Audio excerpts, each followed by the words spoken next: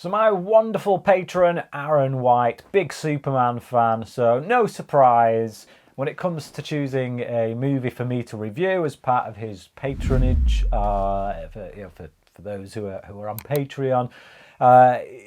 He chose Superman, the 1978 Richard Donner film that really started it all when it comes to comic book movies. Superman, it's held up as a classic for good reason. But it's been a long time. It's getting on a bit. So does it hold up? That's the question. But yeah, thank you, Aaron, for requesting this film to be reviewed. It's been a long time coming, quite frankly, on my channel. I've been meaning to revisit this for a long time, and you've given me the perfect excuse. So yeah, released in 1978, directed by Richard Donner, and written by none other than Mario Puzo, who wrote the Godfather trilogy. And Puzo brings what he brought to the Godfather trilogy in the sense of epic scope. He doesn't just treat this material, the source material, as something that should just be looked at by kids. No, he brings that same kind of gravitas, that weight that he brought to a story like The Godfather, and he says, what would a Superman story look like, an origin story, if we brought that grandiose kind of nature of storytelling to it? It looks very much like this. Thankfully, his script is paired up with director Richard Donner, who is a very underrated, unsung director in the grand scheme of things. He's put out many classics, The Omen, first two Lethal Weapon films, this, and there's been a few more I can think of as well. But with the two of them in charge, the film's in very capable hands. Now the thing is, as is well known, I think, if you're a big film fan, you'll probably know that this film was fraught with studio interference. Richard Donner was pretty much kind of edged out by Warner Brothers during the shooting of this and the second film, which he was shooting back to back. I don't know of any other movie that had done that at that point, to be perfectly honest. This was the earliest of my knowledge of it being done. I know in Universal Horror they used to shoot like the English language version and the foreign language version together in the same studio but with different crews. But so they were shooting this and the sequel back to back, so they obviously had a lot of faith in the character and the potential for making money at the box office, and quite rightly so. Now I think this is a very good film, but I do think it's flawed. A lot of that does come with the fact that, yes, this is the first part, essentially, of what is a much bigger kind of two-part story. Obviously, in the second film, you get Zod and his cronies coming back. They are introduced in this film as setup in a sequence that I personally feel doesn't need to be there. I always remember it confusing me as a child. These films were regularly on around Christmas time on TV, and I was always confused as to which one I was watching. Because if I watched this one as a kid, you'd see Zod, and his cronies in the opening trial, and you're like, oh yeah, we're watching the one with Zod. This is awesome. I love this one. And then that was it. They'd never come back on. And you're like, what's going on? So it used to play havoc with my memory as a child, this film. And I do think, as an adult, I watch that sequence and I think, it doesn't need to be there. They could have gone over that at the start of the second film, which they do anyway, if my memory serves me correct. So it really is a perfunctory scene. It doesn't need to be there. It's set up for a sequel that, again, like I say, if this had gone wrong at the box office, they might not have wanted to put out. But there's a few things like that in the beginning, to be honest. Now, we get Marlon Brando playing Jor-El, Kal-El, Superman's dad, basically the role that was taken on by Russell Crowe in Man of Steel. And he was paid the largest sum of money, to say the least, for his appearance here, which amounts to essentially 25 minutes of screen time. He's in the first 45 minutes, but he's not in all of the first 45 minutes. So he gets about 20 minutes of screen time, he gets the biggest payday, and he gets the starring name on the credits. His is the first name on the credits, which I just find ludicrous, absolutely ludicrous. But hey ho, whatever, you know, anything to get the bums in seats back in the day, I suppose. But yeah, his role here, again, there's a lot of the stuff that we have with him that now, on reflection, when I watch it, it doesn't really need to be there. I still appreciate it because I like the world building. I like that we're seeing Krypton, where it is that Clark came from, Superman.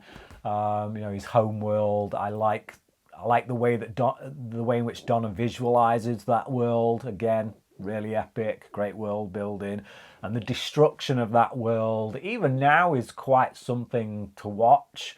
When you see all the people, you know, kind of falling through the air as the world starts to be pulled apart and chasms open up, and you just see people kind of falling all over the place. It kind of, like, watching it now on reflection, it kind of makes me think back to the footage we saw in 9/11 with the people falling from the tower. It's horrific. It's quite a horrific, hellish image, I think. And again, that's something that Donner doesn't quite get enough credit for, is as a visualist. The visuals he puts on screen. This film in general is, you know, it's shot in a lot of wide screens, cinema kind of scope type deal.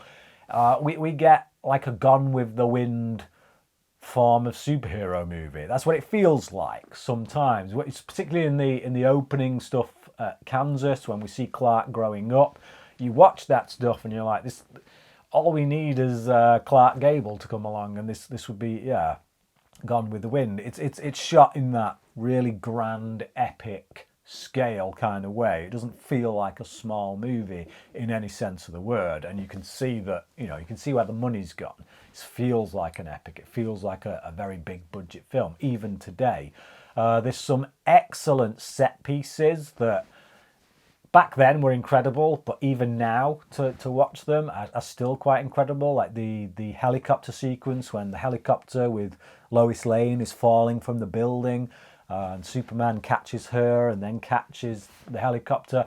The way that's filmed, the way it's orchestrated, again, props to Donner, how he directs that. It's really breathtaking, even by today's standards. It holds up. There's a lot of stuff visually that holds up in this film. A lot of the flying sequences, particularly, not so much the scenes when Superman is in the air and we've got all the green screen stuff behind him, or I think it probably, would it have been blue screen back then? No, it probably was green screen. Anyway, it you know, like that stuff, not so much. But the stuff where he's on the ground, we see him on the ground, and then he takes off and does a bit of a curve and goes off screen. All that stuff still looks really great. It holds up really well. You know, the whole tagline for this film was "You'll believe a man can fly," and even now you do for half of the film. For half of it, you believe a man can fly. A lot of that as well is down to Christopher Reeve. Obviously, he's doing a lot of wire work in this.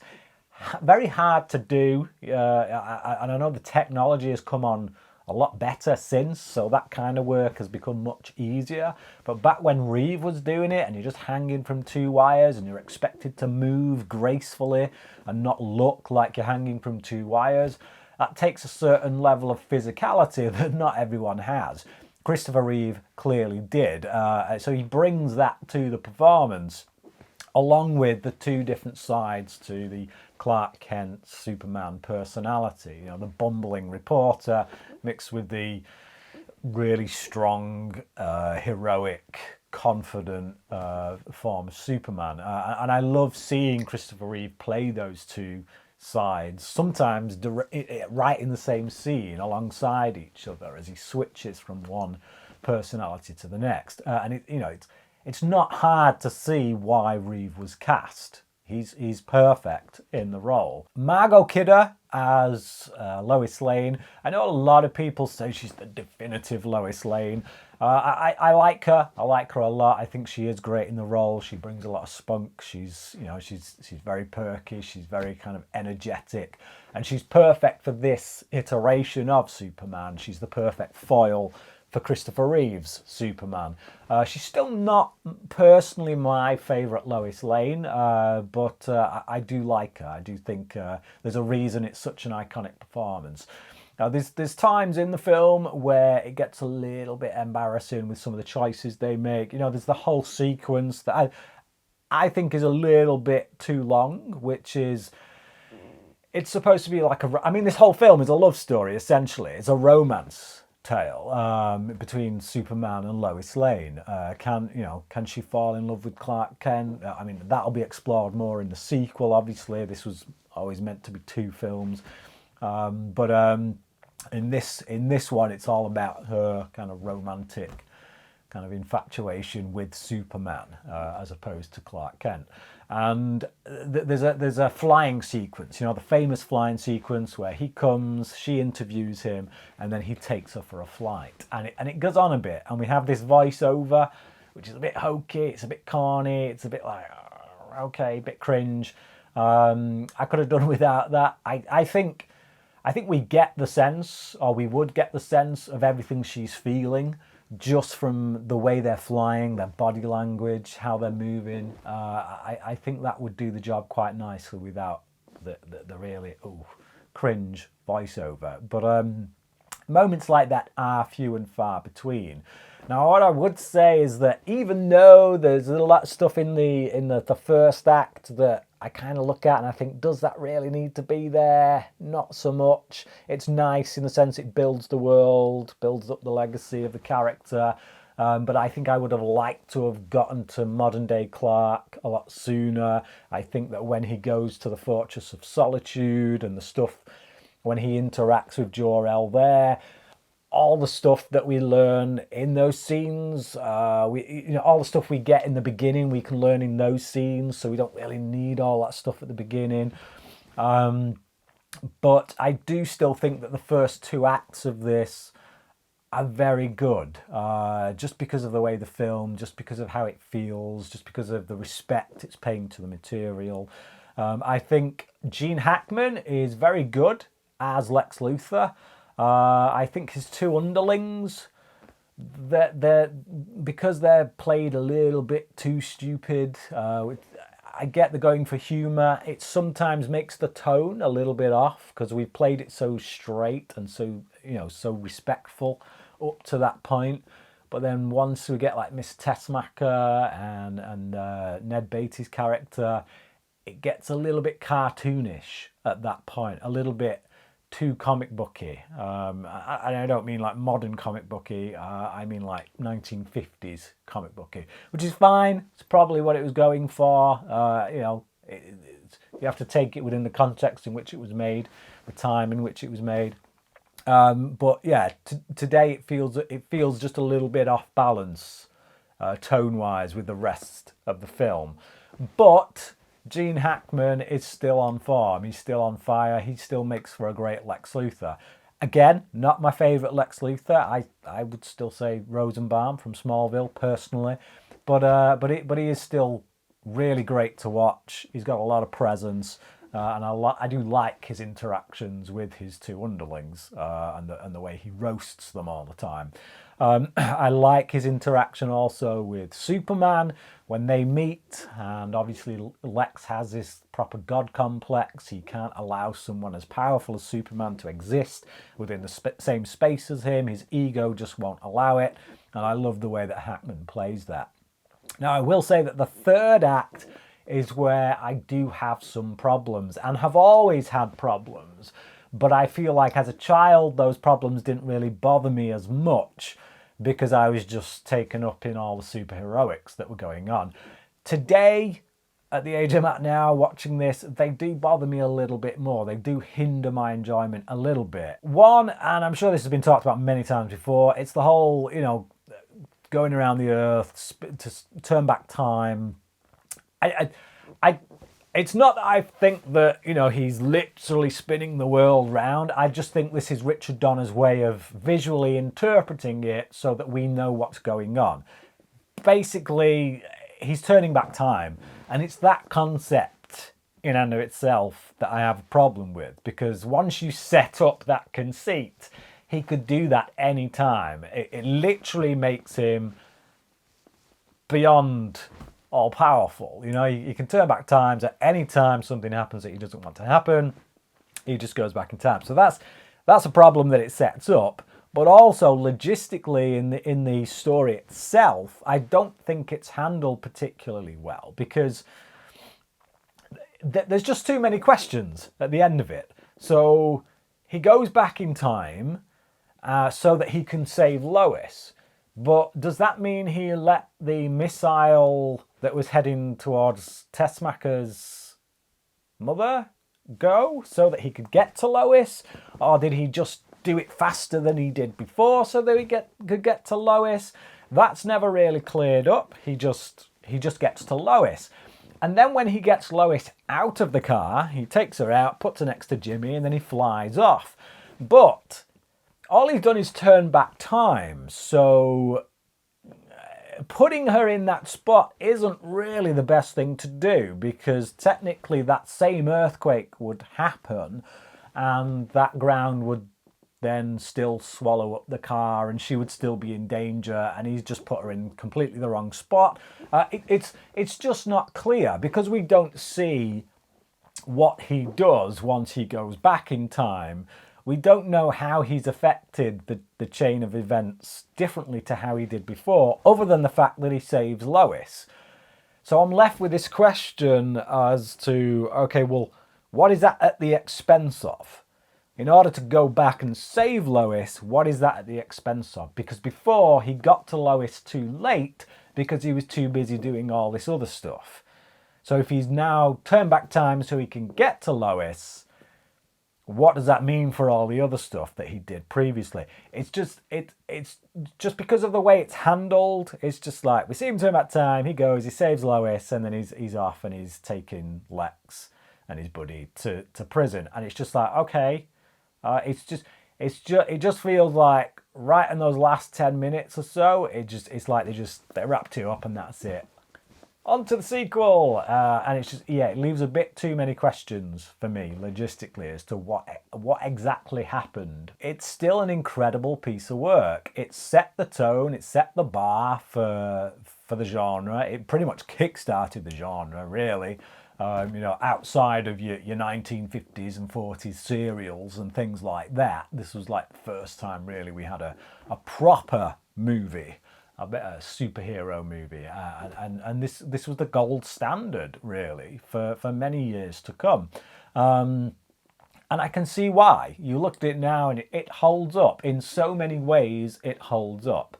There's quite a few things in there storytelling wise that I'm a bit like, but as a kid you didn't see them. This was aimed at a family audience, and as a child, watching this every year at Christmas, I loved it. I lapped it up, and I still have that nostalgia for it when I watch it, that I can almost let a lot of those faults slide because of just how much it meant to me as a kid. Not completely, like I say, this would have been a 5-star film for me as a kid, big time. It was one of my favourite childhood movies to watch. It has waned over the years just because of the faults, the failings that it has, but it's still a classic for good reason. John Williams' score, the way his music underscores all the scenes throughout, creates the mood, just really brings personality to Superman as a character and his interactions with Lois and everyone. It's just, great work from John Williams and everyone else involved. Fantastic movie. I would give it a 4 out of 5. As I say, if I was a kid, I'd have given it a 5, but for now it's a 4. What about you? Have you seen the 1978 Superman? Or is it on your list of movies that you should see but have never watched? If you have seen it, let me know and let Aaron know what you think about the film. I think this is Aaron's favourite movie. I could be wrong, but yeah, let him know what you think of the film down in the comments section below. Thank you once again, Aaron, for being a patron and supporting this channel in the way that you do. Thank you for this recommendation, and yeah, thank you for watching this video, and until next time, cracking.